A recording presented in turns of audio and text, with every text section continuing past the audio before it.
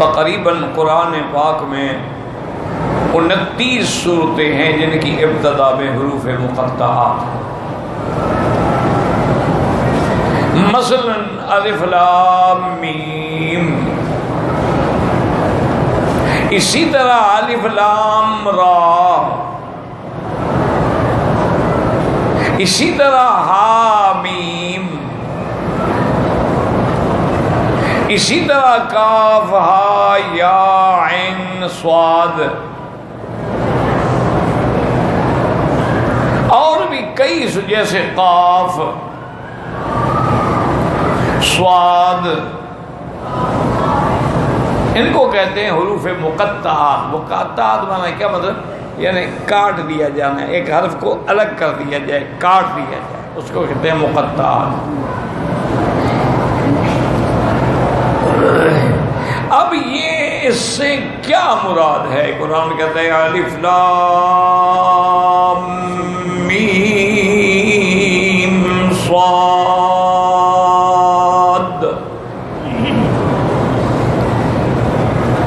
تو اس میں یاد رکھیں کہ مفسرین کرام کا تقریباً راجح قول یہی ہے کہ یہ حروف مقطعات ہیں. اللہ اعلم بمرادہ، اللہ ان کی مراد کو جانتے ہیں کہ کیا مقصد ہے.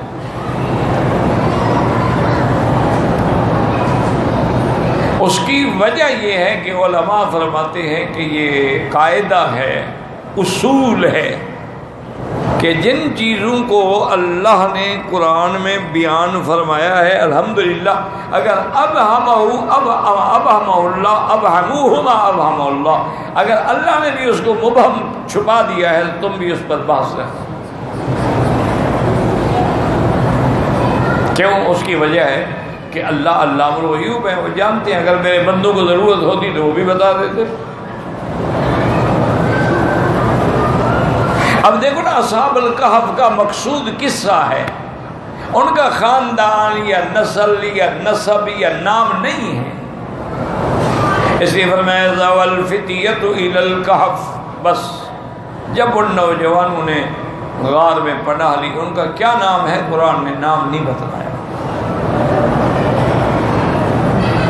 اسی طرح بہت ساری چیزیں ہیں، جیسے اللہ نے فرمایا وَأَوْحَيْنَا إِلَىٰ أُمِّ مُوسَىٰ، ہم نے موسیٰ علیہ السلام کی اماں کی طرف وحی بھیجی. اب موسیٰ علیہ السلام کی اماں کا نام کیا ہے قرآن نہیں بتلاتا. اسی طرح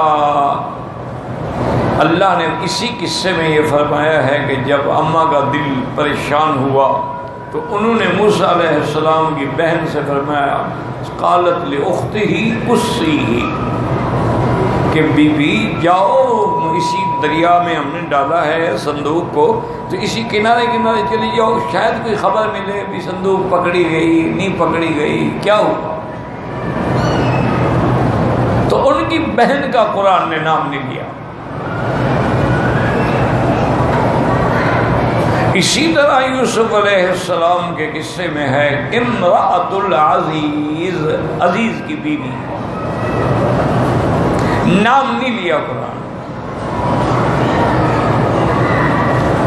اسی طرح قرآن کہتا ہے اخوت یوسف، یوسف علیہ السلام کے بھائی، نام نہیں لیا.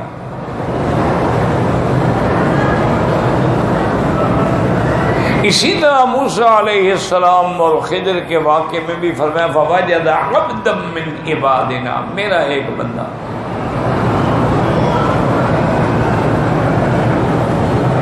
تو اس لیے یاد رکھ لیں کہ سب سے بہتر طریقہ یہ ہے کہ جن چیزوں کو اللہ نے چھپایا ہے، مبہم رکھا ہے، تم بھی بلا وجہ بحث میں نہ پڑو.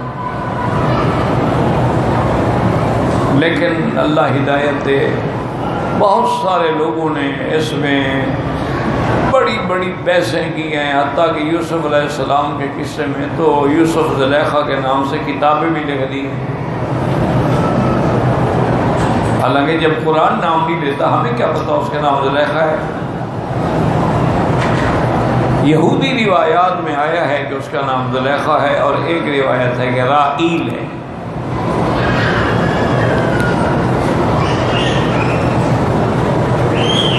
لیکن بہرحال ان لوگوں نے اصحاب کہف کے نام بھی تلاش کر لیے،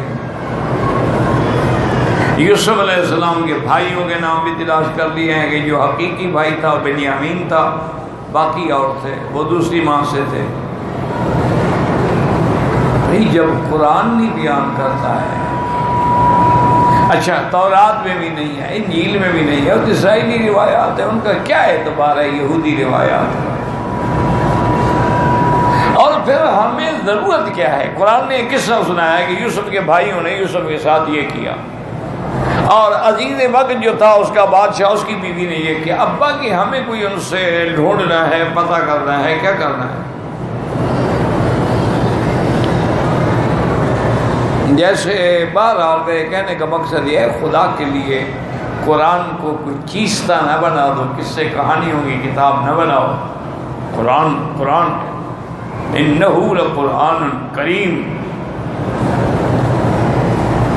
فی کتاب مکنون، اللہ نے اس قرآن کو ایسی شان دی ہے، عظمت والی شان ہے، ظاہراً بھی، معنن بھی، باطناً بھی، علماً بھی، حکمتاً بھی، نفعاً بھی۔ تو اس کتاب کو تم کس سے کہانیاں نہ بناؤ، جتنا ضرورت ہے اللہ بتا دیتے ہیں، ضرورت نہیں ہے تو پھر اللہ نہیں بتا دیتے۔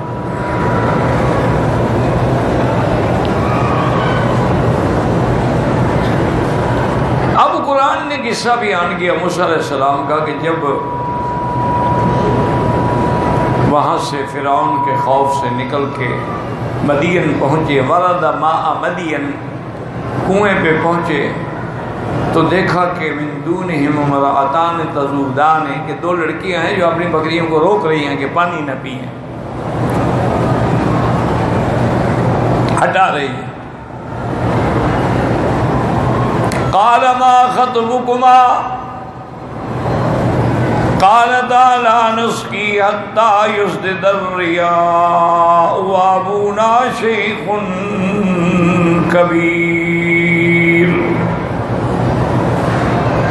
اللہ اکبر! دیکھیں فصاحت، دیکھیں بلاغت، دیکھیں حیا، دیکھیں شرم، دیکھیں کہ ان بیویوں نے کہا کہ حضرت اجنبی ہیں نا، موسیٰ علیہ السلام تو مسافر ہیں، ہم پانی نہیں پلا سکتے، جب یہ سارے بکریوں والے ریوڑ والے پانی پلا کے چلے جائیں گے نا تو جو کھالے میں بچے گا وہ ہم پلائیں گے، ہمیں یہ آگے نہیں آنے دیتے۔ اب مسئلہ تھا ابھی تم لڑکیاں ہو، یہ سارے جو ہم مرد آئے ہوئے، تم کیوں اکیلی لڑکیاں آئے؟ انہوں نے کہا ہمارا باپ بوڑھا ہے، وہ نہیں آ سکتا، ابونا شیخ کبیر۔ لیکن قرآن نے نام تو نہیں دیا کہ لڑکیوں کا نام کیا ہے، لیکن ہماری برادری نے وہ بھی ڈھونڈے ہیں نام ماشاءاللہ۔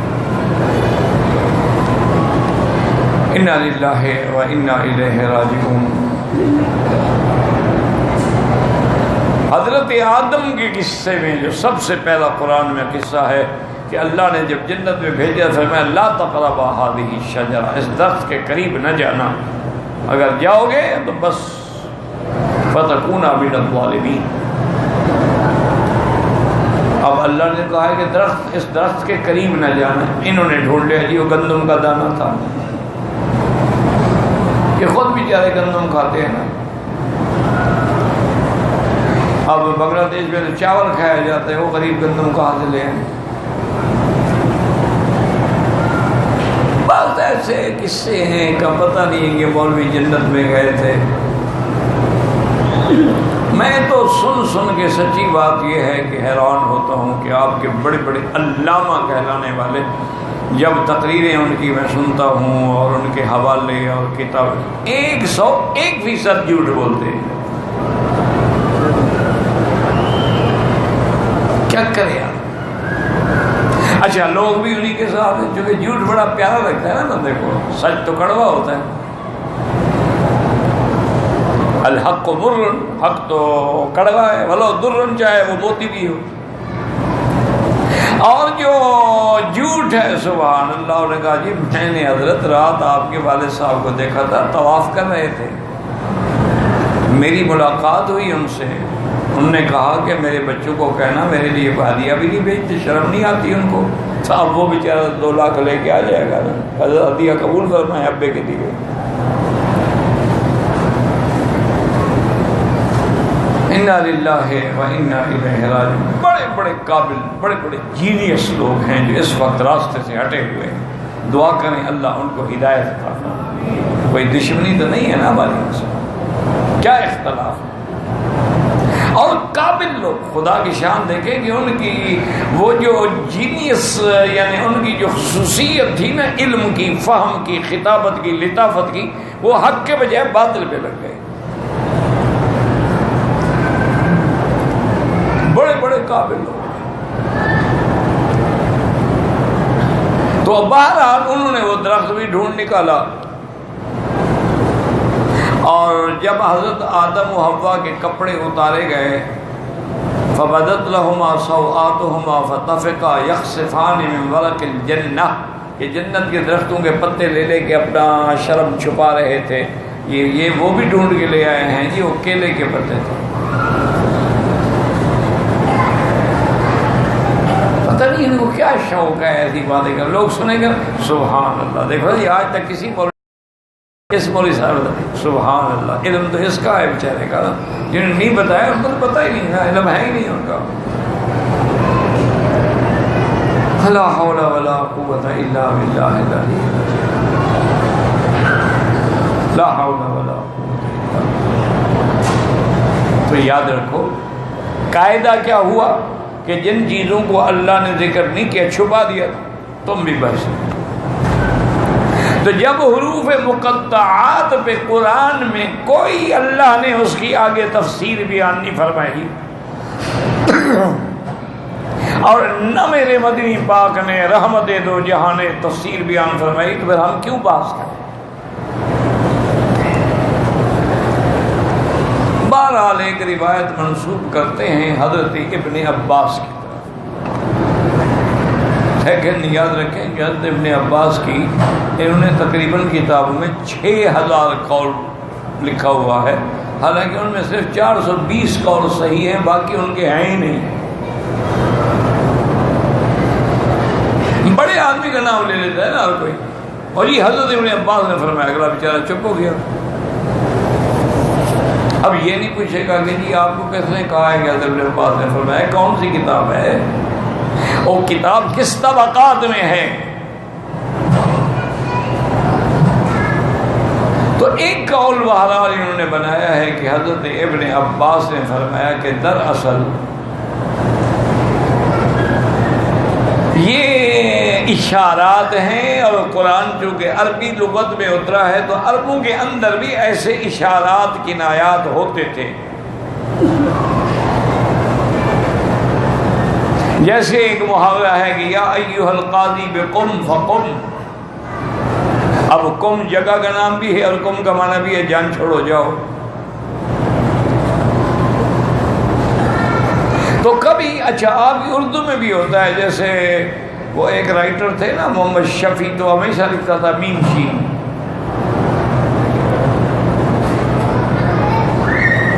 تو مراد کیا تھا محمد شفیع۔ تو یہ اردو زبان میں بھی، فارسی میں بھی ہوگا کہ عربی میں بھی یہ اشارات ہوتے ہیں کہ مختصر کر دیا جاتا ہے۔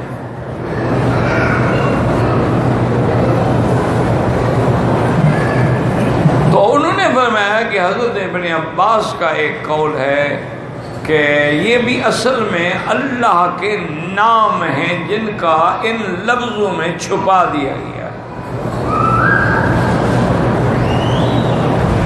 جیسے یہاں ہے الف، تو انہوں نے کہا اس سے مراد اللہ ہے، ذات، یعنی اللہ کا اس میں جلالی ذاتی نام ہے الف سے۔ لام سے انہوں نے کہا لطیف اللہ کا نام ہے۔ میم سے انہوں نے کہا مقتدر، مقیت اللہ کا نام ہے۔ سواد ان کا صبور اللہ کا نام ہے، تو اللہ کے نام کو مخفف کر کے چھپا دیا گیا۔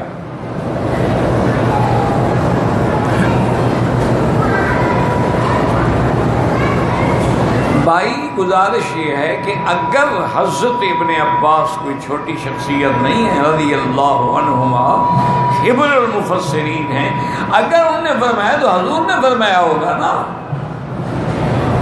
خود تو نہیں فرما سکتے نا۔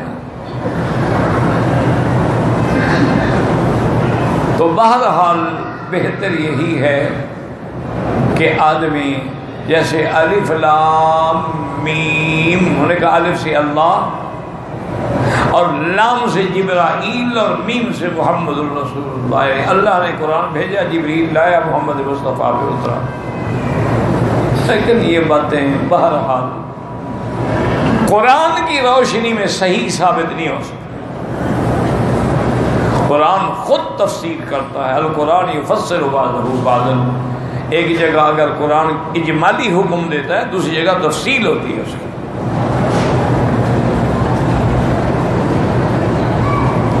تو قرآن نے کسی جگہ اس کی تفصیل بیان نہیں فرمائی، اور اس کا نتیجہ یہ نکلا کہ جب ہمارے لوگ آگے بڑھتے گئے کہ اس سے یہ نام مراد ہے، یہ مراد ہے، یہ مراد ہے، تو شیعہ جیسا فرقہ باطلہ زائغہ جو ہے ضالہ، وہ کہاں خاموش رہتا۔ انہوں نے کہا جی ٹھیک ہے، کاف ہا یا عین صاد، انہوں نے کہا کاف سے کربلا مراد ہے، ہا جو ہے اس سے اشارہ ہے ہلاکت یزید کی طرف، ہا یا سے، اور عین جو ہے اس سے مراد ہے اشارہ ہے عطش حسین کی طرف، اور عین سواز، سواز سے مراد ہے صبر حسین کی طرف اشارہ۔ انہوں نے بھی بنا لیا۔ جب تم نے روایات بنائی ہیں تو وہ کہاں چپ رہتے؟ دیکھو نا، ابھی تم نے درود شریف اذان سے پہلے صلاۃ و سلام بڑھائے ہیں، اذان کے بعد بھی صلاۃ و سلام بڑھائے ہیں، تو وہ کہاں خاموش رہتے؟ انہوں نے کہا تم تو اذان سے پہلے جوڑ لگایا، ہم اذان کے اندر جوڑ لگاتے ہیں، علی ولی اللہ خلیفۃ بلا فصل۔ انہوں نے اذان بڑھا دی۔ تو اگر آپ صحیح حق پہ رہتے کبھی باطل کو جرأت نہ ہوتی، کبھی ان کو یہ طاقت نہ ہوتی کہ اپنی طرف سے ویسی باتیں بڑھائیں۔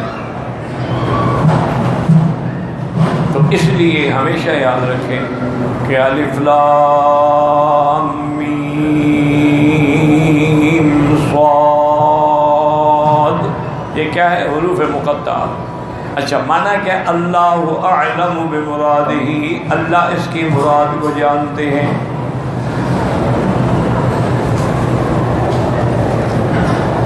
اور بعض علماء نے ایک لطیف بات کی ہے، اللہ کرے حق ہو، انہوں نے کہا کہ اللہ نے حضور کو قرآن میں تقریباً 10,000 غیب کے واقعات کی خبر دی ہے۔